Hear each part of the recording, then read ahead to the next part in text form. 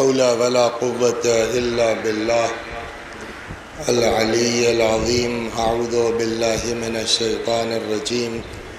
بسم الله الرحمن الرحيم.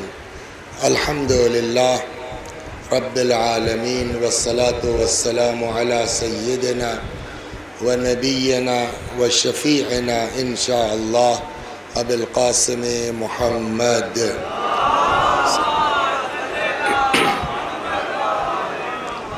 اللهم صل عليه وعلى أهل بيته مظاهر جلالك وجمالك، واللعن على أعدائهم الشاكين فيهم المنحرفين عنهم أجمعين. أما بعد، فقد قال مولانا أبو عبد الله الحسين عليه السلام: إنما خرجت لطلب الإصلاح في أمة جدي. میں نے جس حدیث مبارک کو عنوان قرار دیا ہے، تھک چکے ہیں آپ، بہت لمبی چوڑی تقریر نہیں ہوگی. امام نے فرمایا انما خرجت لطلب الاصلاح فی امت جدی. یہ خود امام حسین علیہ السلام کا جملہ ہے کہ میں نکلا ہوں تاکہ اپنے نانا کی امت میں اصلاح کر سکوں. اور خود پیغمبر بھی پہلے ہی کہہ چکے ہیں کہ ان الحسین مصباح الہدی والسفینۃ النجاہ. حسین ہدایت کا چراغ ہیں اور نجات کی کشتی ہے. تو اس کا مطلب یہ ہے کہ اگر ہدایت چاہیے تو در حسین پر آنا ہوگا، نجات چاہیے تو در حسین پر آنا ہوگا. یہ ذات گرامی وہ ہے کہ جس نے اپنا پورا گھر قربان کر دیا ہماری ہدایت کی خاطر اور ہماری نجات کی خاطر.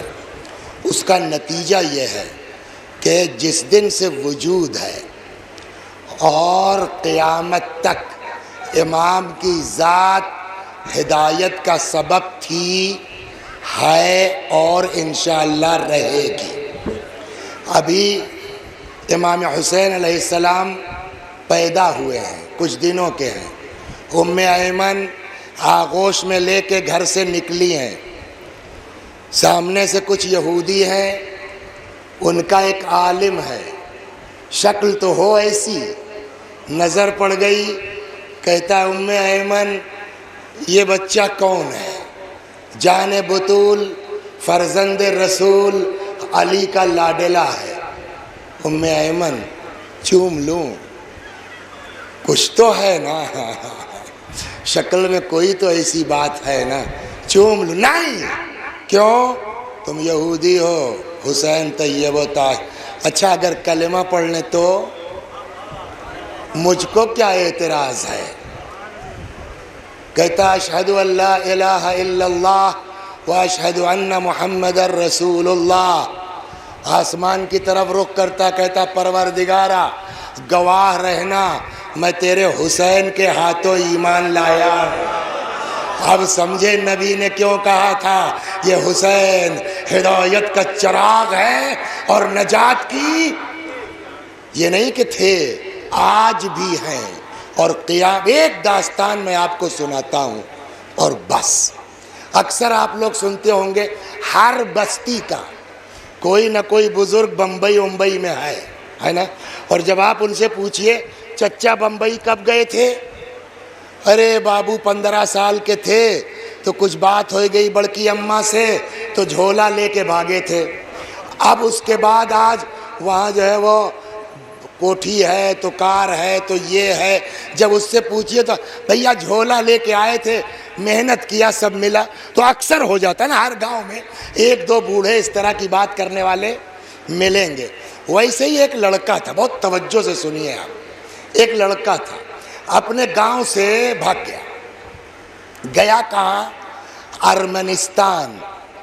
آج جو کہا جاتا ہے نا آرمینیا، ابھی جس کی جنگ چل رہی تھی اس سے، آذربائیجان سے، تو پرانا نام اس کا ہے ارمنستان، جو آج آرمینیا کہا جاتا ہے.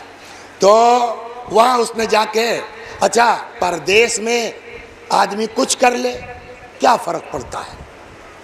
گاؤں میں آدمی جو ہے وہ ہوٹل میں کام نہیں کرے گا، لیکن پردیس میں ٹھیلا بھی چلا لے گا، برتن بھی دھل لے گا، ہوٹل میں بھی کام کر لے گا۔ ابھی ایک لڑکا ملا ہم کو، ماشاءاللہ ٹھیک ٹھاک کاروبار سے چل رہا تھا، تو وہ مولوی صاحب چلیے کھانا کھا لیجئے، واپسی میں رکا، کل وہی ہوٹل تھا مولوی صاحب جہاں ہم 5 سال پہلے آئے تھے، پلیٹ دھلتے تھے۔ کون سا آئے بھائی، کام مولا نے کیا ہے، ہم کتنے بڑے ہیں کہ چھوٹا کام نہیں کر سکتے، اور آج کرو گے تب خدا ترقی دے گا۔ پہلے دن سے چاہیں ہمارے لڑکے کی کرسی مل جائے گی تو یہ ممکن نہیں ہے جب تک محنت نہیں کرو گے۔ تو وہ گیا پردیس تھا، اس نے محنت کیا، مزدوری کیا، بہرحال یہاں زمین لی، وہاں مکان بنایا، ماشاءاللہ ٹھیک ٹھاک ہو گیا۔ ایک دن گھر سے نکلا، سامنے سے اس کے ایک لڑکی گزر رہی تھی، اچھی لگ گئی، ہم کو بدتمیز مت کرے، بہت سنبھال کے پڑھوں گا، اچھی لگ گئی، لڑکا شریف ہے، مومن ہے، اس کے پیچھے پیچھے چلا گیا، کوئی بےہودگی نہیں۔ بات کہاں تھی ہماری، تو لڑکا شریف تھا، تو اس نے اپنے دوستوں کو بھیجا کہ یار اس کے گھر کا پتہ لگا کے آؤ، ابا کا کون ہے، کہاں۔ خود پیچھے پیچھے گیا، گھر دیکھ کے آ گیا، اب دوستوں کو بھیجا کہ ذرا عارف صاحب ذرا ان کے ابا سے بات کیجئے۔ تو باپ سے بات ہوئی، اس نے کہا دیکھیے اللہ نے لڑکی دی ہے تو شادی تو کرنا ہے، اور ہم بہت زیادہ ٹائٹ بھی نہیں ہوں گے کہ یہ دیکھ رہے ہیں وہ دیکھ رہے ہیں، لڑکا ٹھیک ٹھاک ہے، ہم کر دیں گے، روزی روٹی اللہ کے ہاتھ میں ہے، لیکن آنکھ بند کر کے تو نہیں کریں گے نا، تھوڑا ہم کو ٹائم دیجئے، ہم تحقیق کر لیں۔ ایک آدھ ہفتے کے بعد جواب ملا کہ لڑکا پسند ہے، صورت، شکل، مال، دولت سب ٹھیک ہے، ایک کمی ہے، کیا؟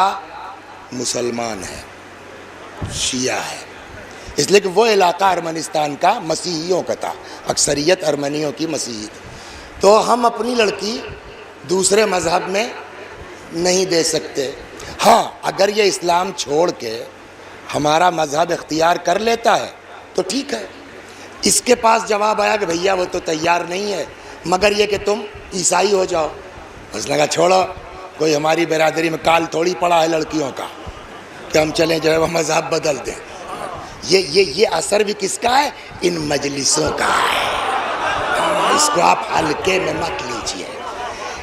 کچھ چیزیں وہ ہیں نا کہ جو امام حسین کی قربانی آٹومیٹک اپنا کام کر رہی ہے، ہم کو پتہ ہی نہیں ہے کہ کیا ہو رہا ہے، یہ واقعی اور میں سنا رہا ہوں کیا ہوا، لیکن شیطان کو گھسنے کا موقع چاہیے، وہ گھس گیا اس کے اندر۔ اہل کتاب ہیں، ان سے نکاح ہو سکتا ہے، کیا جاتا ہے، اندر سے اپنا ہم جیسے تھے ویسے رہیں گے، اوپر اوپر ہاں کر دیتے ہیں۔ شیطان نے سمجھایا، یہاں تک کہ انہوں نے کہا ٹھیک ہے صاحب ہم عیسائی ہو جائیں گے، ہم اسلام چھوڑ دیں گے۔ شادی ہو گئی۔ اب یہ میری جہالت کہیے، نہیں معلوم مجھ کو کہ ربیع الاول میں ہوئی، رجب میں ہوئی کہ رمضان میں ہوئی، جیسے بھی ہوئی، اب یہ دونوں میاں بیوی کی طرح رہ رہے ہیں۔ شعبان، رمضان، ذیقعد، بقرعید، 27، 28، 29 چاند ہو گیا۔ آدمی سال بھر چاہے جو کرے۔ اب یاد آنے لگا، کتنے لوگ ہیں جو محرم میں نہیں آ پاتے نا، دبئی میں، بمبئی میں، ادھر ادھر تو بیٹھتے ہیں، اس وقت تو فلانے چا کے یہاں کی مجلس یاد کرتا ہے آدمی نا۔ تو اب جب محرم ہو گیا تو اب اس کو یاد آنے لگا، اپنے کو کوسنے لگا، کون سی بیوقوفی کیا، یہ کیا کیا تم نے، حسین کو چھوڑ دیا۔ عجیب ٹینشن، چپ، بیوی پریشان، کیا بات ہے، کیوں چپ ہو، کیوں چپ ہو۔ ایک دن، 2 دن، 4 محرم، 7 محرم، 9 محرم، سنیے، یہاں تک کہ شب عاشور۔ اب بیوی پوچھ رہی کیا بات ہے، کیا بات ہے، کچھ ہم کو بتاؤ گے؟ چپ۔ شب عاشور اب نہیں برداشت ہوا، اچانک چیخ پڑا، یا حسین! پتہ نہیں کیا ہے میرے مولا میں، یہ تو چھٹے امام کی حدیث سنی ہوگی نا کہ امام حسین کے قتل کی وجہ سے مومنوں کے دلوں میں وہ حرارت اللہ نے ڈالی ہے جس کو کوئی چیز ٹھنڈا نہیں کر سکتی.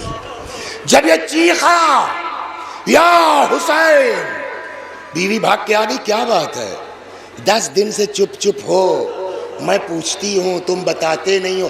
میں تمہاری بیوی ہوں نا، کوئی درد ہے، تکلیف ہے، کیا ہے مجھ کو بتاؤ نا. کہنے لگا بیٹھو آج بتاتا ہوں. بیٹھا لیا.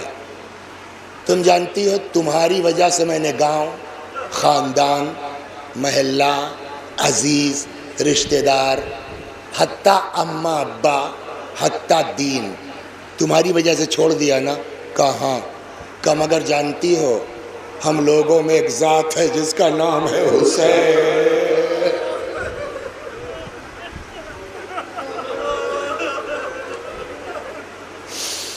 ہمارے یہاں ایک شخصیت ہے جس کا نام ہے حسین. ہم کسی کو چھوڑ سکتے ہیں مگر ہم سے حسین نہیں چھوٹ سکتے. ہم سے حسین نہیں چھوٹ سکتے. یہ اس وقت کہاں سے اچانک حسین؟ کہ آج انہی حسین کی شہادت کی رات ہے. کیسے شہید ہوئے؟ اس نے سوچا چلو اسی بہانے سے صحیح، اس کو بتانے کے صحیح کچھ تو آنسو نکل آئے گا. کا مجلس پڑھنا تو جانتے نہیں تھے. جو کچھ مجلسوں میں ادھر ادھر سنا تھا بیوی کو سنانا شروع کیا. وہ روتی رہی، میں پڑھتا رہا، مجلس ہوتی رہی. ہاں ایسے بھی مجلس ہوتی ہے دنیا میں.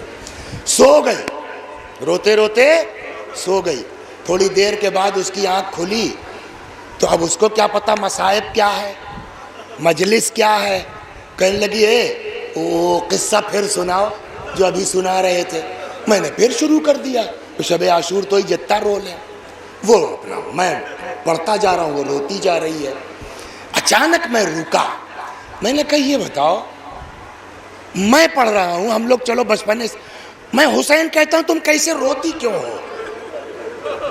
کہنے لگی پتہ نہیں، تم حسین کہتے ہو نا میرے دل میں عجیب حالت ہونے لگی.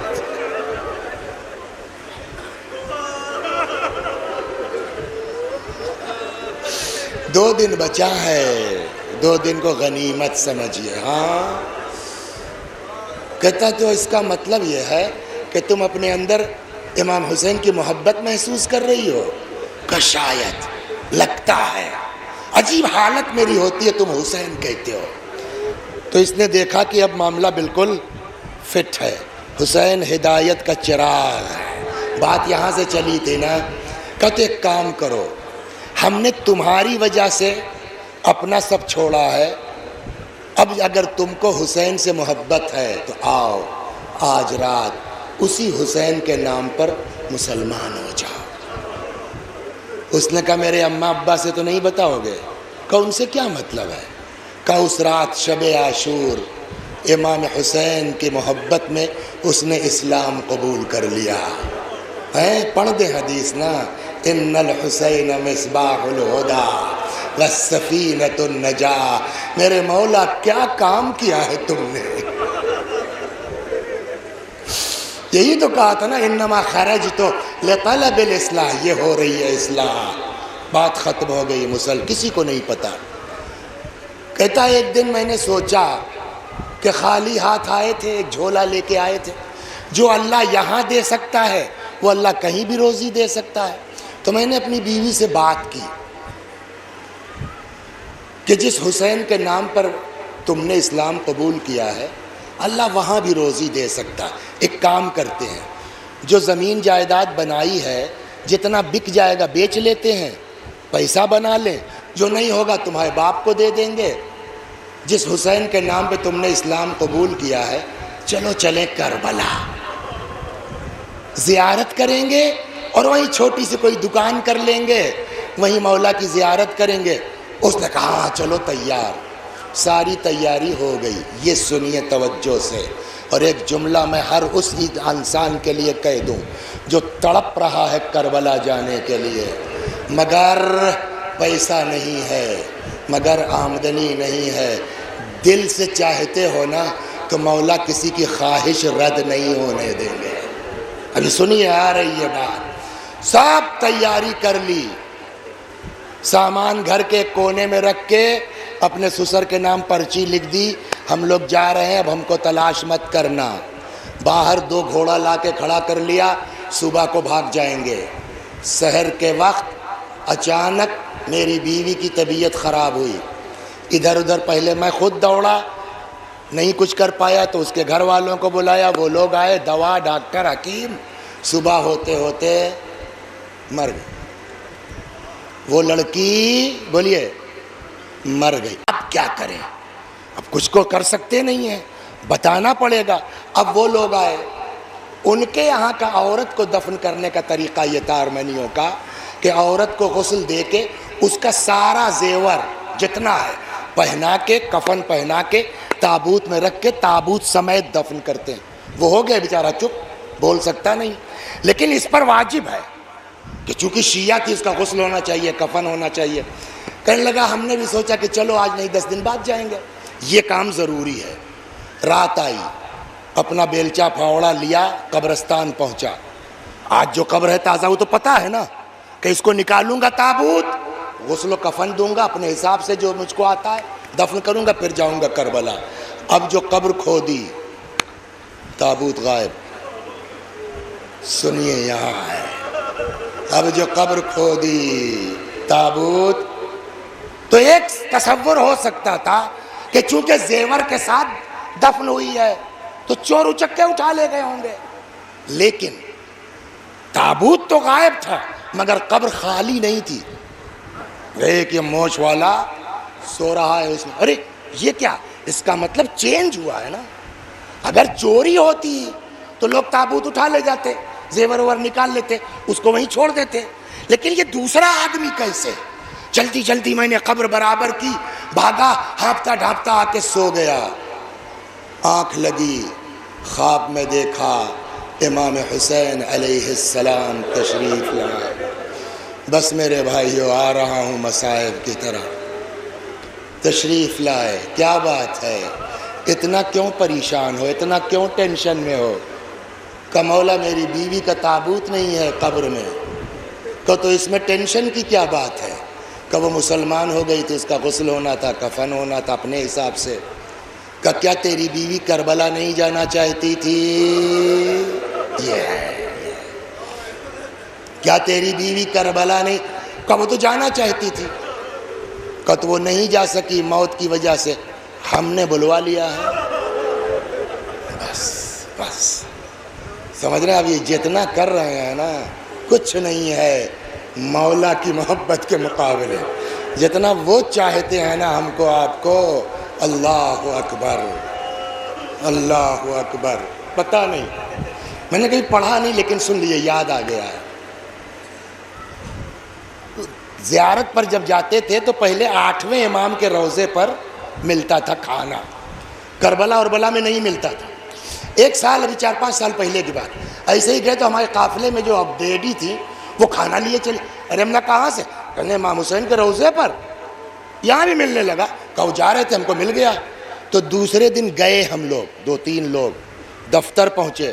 کہ نہیں صاحب پہلے سے نام لکھانا چاہیے, یہ کرنا چاہیے, وہ کرنا. بہت اصرار کیا, نہیں. اچھا اسی دن ہم لوگوں کو شام کو نکلنا ہے تو کل کی بات بھی نہیں ہو سکتی. چلے وہاں سے, تو اب جیسے یہ جا رہے ہیں, یہ زری ہے اور یہ آفس تھا, ادھر سے ایسے ہی نکلے تو ایسے ہی گھمایا منہ میں نے, یہ کسی کتاب کی بات نہیں, ایسے ہی گھمایا, زری کی طرف دیکھا, بالکل گاؤں کی زبان میں. کہا مولا اتنی دور سے آئے تھے, ایک روٹی نہیں دے سکتے تھے؟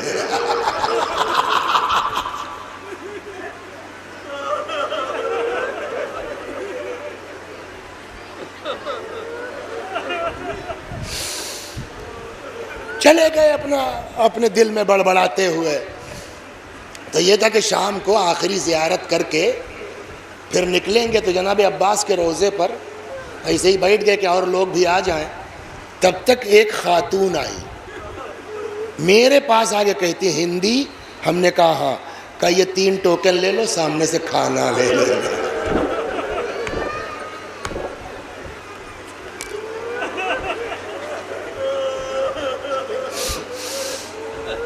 امام کسی کا قرضہ نہیں رکھتے اپنے اوپر. اور ایک بات ہم اپنے بچوں سے کہہ دیں, چاہے جتنا کرتے جاؤ مولا کے لیے نا, کبھی گھمنڈ مت کرنا کہ ہم نے کچھ کیا ہے.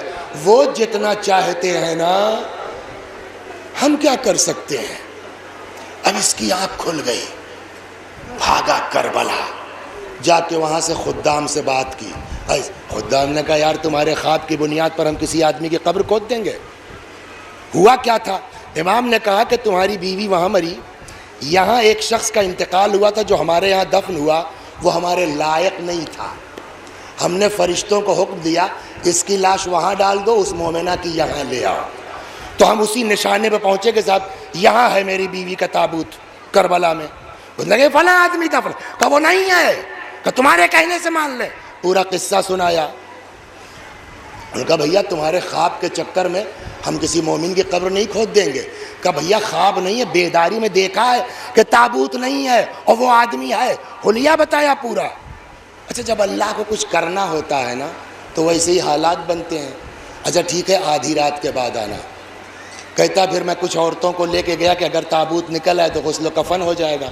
قبر کھودی گئی, دیکھا بیوی کا تابوت کربلا میں موجود ہے. میں نے یہی تو کہا تھا نا کہ گھبرائیے مت اگر نہیں جا پا رہے ہیں. اگر دل صاف ہے نا وہ بلوا.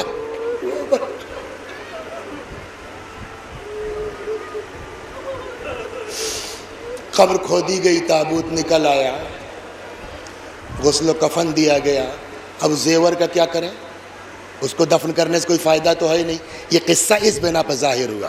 وہ اس نے پورا زیور باہر رکھ لیا, تھیلی میں رکھ کے آیا نجف. نجف میں اس وقت جو مرجع تھے ان کے پاس آیا کہ حضور یہ آپ جیسے چاہیے خرچ کیجئے.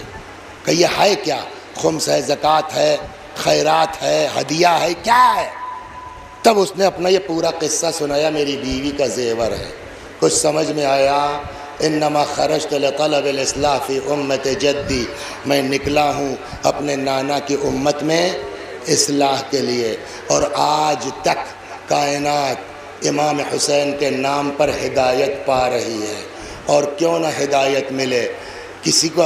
امام حسین کو اچھا لگ رہا تھا جوان بیٹے کے سینے سے برچھی کا پھل نکالنا, ہاں اچھا لگ رہا تھا. 32 سال کے بھائی کے پاس بیٹھ کے رونا, یہ ہمارے ہی لیے تو کیا ہے نا. اس کا اثر ہے کہ آج بھی ہر سال کہیں نہ کہیں محرم میں کوئی نہ کوئی ہدایت پا جاتا ہے. میرے مولا نے اس کے لیے پورا گھر قربان کر دیا, یہاں تک کہ اب تنہا ہو گئے. بس چند منٹ اور ختم و دعا. تنہا ہو گئے, کوئی نہیں ہے. فنظر یمینا و شمالا, امام نے دائیں دیکھا بائیں دیکھا, نہ آسرا تھا کوئی شاہ کربلائی کو. فقط بہن نے کیا تھا سوار بھائی کو. آئے در خیمہ پر آواز دی زینب خدا حافظ, اے رقیہ و رباب خدا حافظ. اور یہ واقعی عجیب ہے, جناب زینب کا بھی کلیجہ عجیب ہے. سناؤں آپ کو, احد میں جناب حمزہ شہید ہوئے نا, تو جب کافی دیر تک جناب حمزہ کی کوئی خبر نہیں آئی تو رسول اللہ نے ایک صحابی کو بھیجا, جاؤ بھائی ذرا چچا کی ہمارے خبر لاؤ کیا حال ہے. وہاں جب وہ صحابی گئے تو دیکھا حمزہ شہید ہو چکے ہیں. تو پلٹا ہی نہیں کہ میں کس منہ سے کہوں کہ چچا آپ کے شہید ہو گئے ہیں. تھوڑی دیر کے بعد جب وہ نہیں پلٹے, پیغمبر کو الجھن ہوئی تو مولا سے کہا جاؤ خبر لے کے آؤ. مولا نے جا کے دیکھا, واپس آئے. مولا نے پوری داستان بتائی. رسول اللہ اور مولا اب دوبارہ حمزہ کی لاش پہ گئے. اسی میدان احد میں جناب صفیہ مولا کی پھوپھی, رسول اللہ کی پھوپھی یعنی حمزہ کی بہن, یہ بھی موجود تھی. یہ بھی بڑھی. جیسے ہی رسول اللہ کی نظر پڑی نا, فرمایا مولا سے علی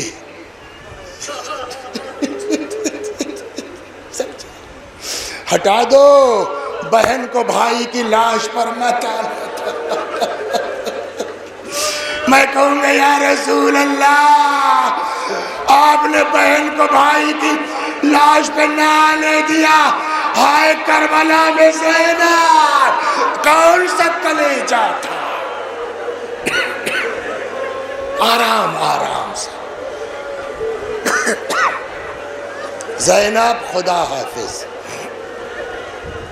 اے رقیہ اور رباب خدا حافظ آئیں۔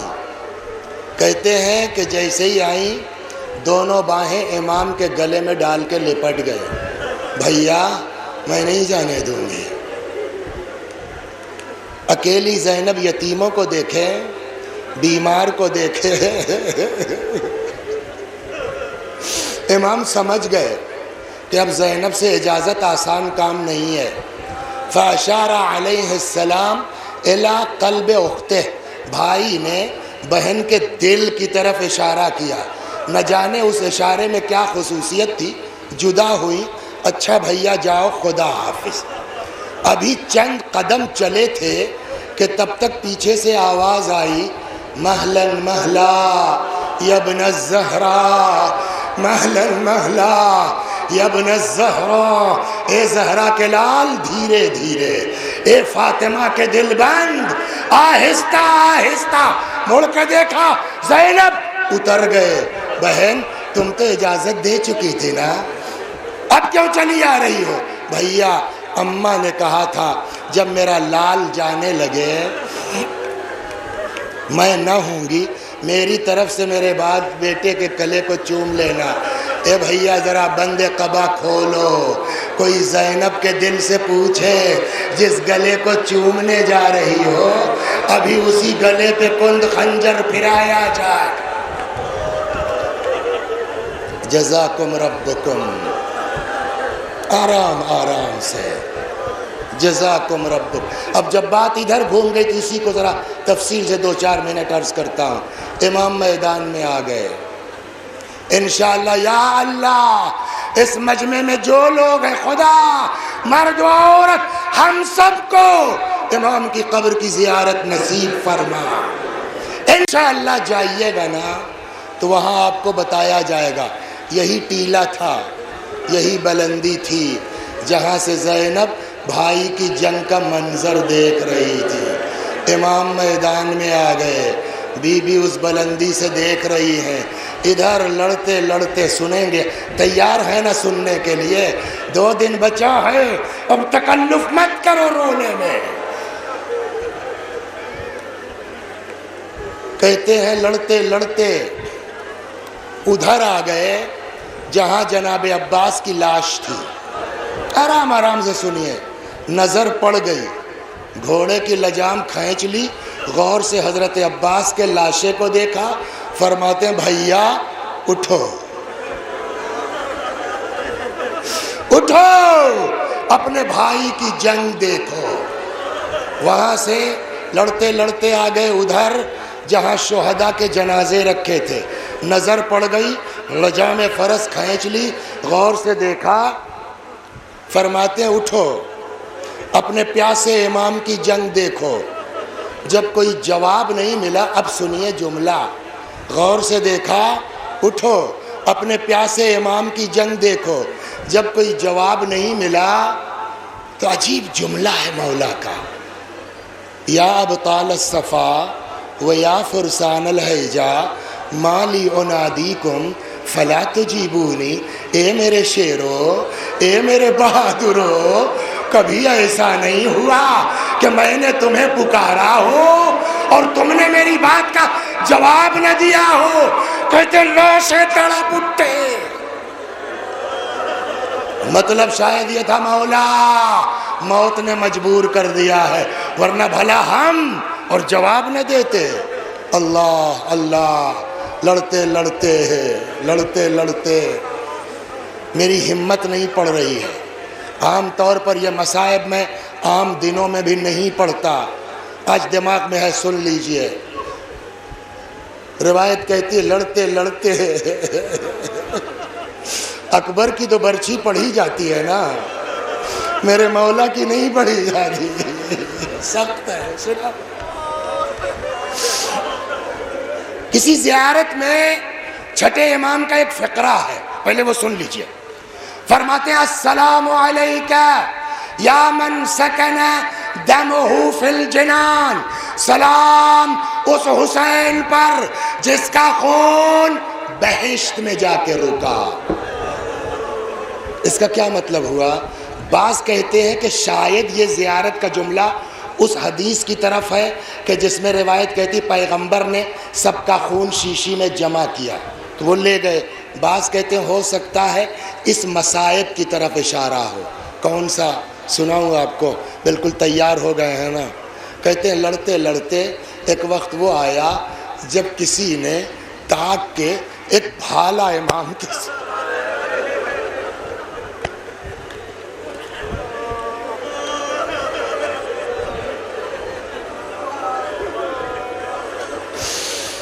ایک بھالا نیزہ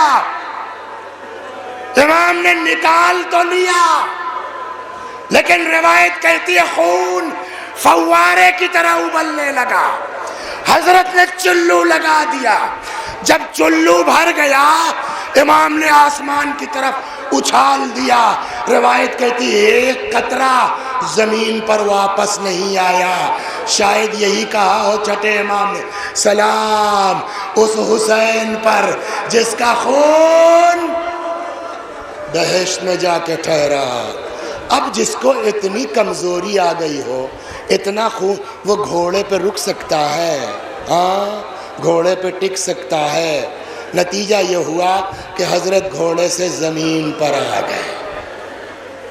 کتنا غیرت دار تھا مولا۔ ایک جملہ سن کے واپس چلتا ہوں۔ گھوڑے پہ زمین پہ جب آ گئے گھوڑے سے تو اتنی نقاہت تھی، اتنی کمزوری تھی کہ ذوالجناح سے گرنے کے بعد کچھ دیر تک مولا ایسے ہی پڑے رہے۔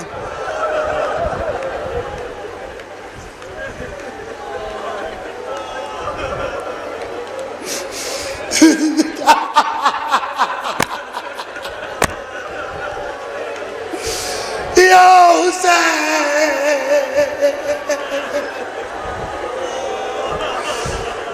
مگر اس کے باوجود کسی کی ہمت نہیں پڑ رہی تھی کہ جو قریب جا کر کے گلا جدا کر دیتا۔ ڈر رہے تھے سب، ہمت نہیں کسی کی پڑ رہی تھی۔ اب سنیں گے میرا مولا کتنا غیرت دار تھا؟ سنائیں؟ آمادہ ہو گئے ہیں نا؟ ایک ملعون فوجی کہتا ہے کہ میں بتا سکتا ہوں کہ یہ زندہ ہیں کہ شہید ہو گئے۔ اسی لیے کیسے کا ابھی بتاتا ہوں۔ تھوڑا سا امام کے قریب آیا کہ آواز چلی جائے کانوں تک، اور وہیں سے امام کے قریب آ کے خیمے کا رخ کر کے چلایا زور سے، اے تم لوگ وہاں خیمے کی طرف کہاں جا رہے ہو؟ یہ اس طرح اس نے آواز لگائی۔ اب سنیں گے؟ کہتے ہیں میرا مولا جس کی حالت یہ تھی نا، جیسے ہی اس ملعون نے یہ کہا ادھر کہاں جا رہے ہو، روایت کہتی کوہنیوں سے ٹیک کے میرا مولا اٹھ گئے۔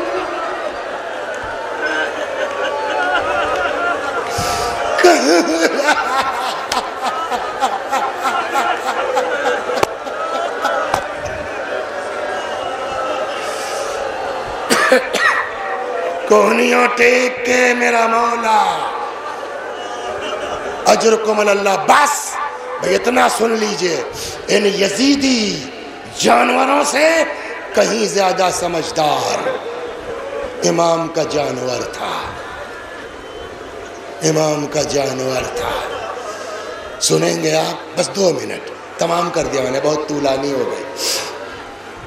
کہتے ہیں کہ جب ذوالجناح کو یہ احساس ہوا کہ میرا سوار گر پڑا ہے، تو جانتے ہیں اس کی وفا دیکھیں گے آپ، تو وہ اپنی لگام دانت میں دباتا تھا اور لا کے بار بار امام حسین کے ہاتھ پہ رکھ دیتا۔ جانور ہے، اپنے دل کی بات نہیں کہہ پائے گا نا۔ ہم آپ تو سوچ سکتے ہیں، ہاں شاید جانور کے دماغ میں یہ بات آئی ہو کہ اگر ایک بار کسی طرح یہ لجام پکڑ کے سوار ہو جاتے، میں دوڑ کے زینب تک پہنچا دیتا۔ کہ اتنے میں اس ملعون ابن سعد نے کہا پکڑ لو اس گھوڑے کو، فَإِنَّهُ مِن جَوَادِ رسول اللہ، یہ پیغمبر کا گھوڑا ہے۔ گھیر لیا یزیدیوں نے، اور وہ جو پھرتی سے اس نے ہاتھ پیر چلانا شروع کیا ہے، تاریخ بتاؤں گا آپ کو، بعض کتابوں میں 40 ہے، بعض کتابوں میں 17 ہے، کہ ذوالجناح نے ہاتھ پیر سے 17 لوگوں کو مار ڈالا، پکڑ میں کسی کے نہیں، عاجز آ گئے یہ سب۔ تو آخر کار ابن سعد کہتا چھوڑو جانے دو، دیکھیں کیا کرتا ہے۔ اب بس ختم ہوئی۔ فلما امن الجواد، جیسے ہی گھوڑے کو امن کا احساس ہوا کہ اب کوئی میرے آگے پیچھے نہیں ہے، پتہ نہیں کتنی دور چلا گیا ہوگا دوڑتا دوڑاتا، جہاں تھا بھاگ کے سیدھا امام کے پاس آ گیا۔ لیکن بس تمام، لیکن اب لجام نہیں رکھ رہا ہے، کیوں؟ لگتا ہے مایوس ہو گیا، اب یہ نہیں سوار ہو پائیں گے۔ تاریخ کہتی ہے آیا اپنی پیشانی کو یا اپنی کاکل زلفوں کو امام کے خون میں رنگین کیا، تیزی کے ساتھ دوڑتا ہوا در خیمہ پہ آیا۔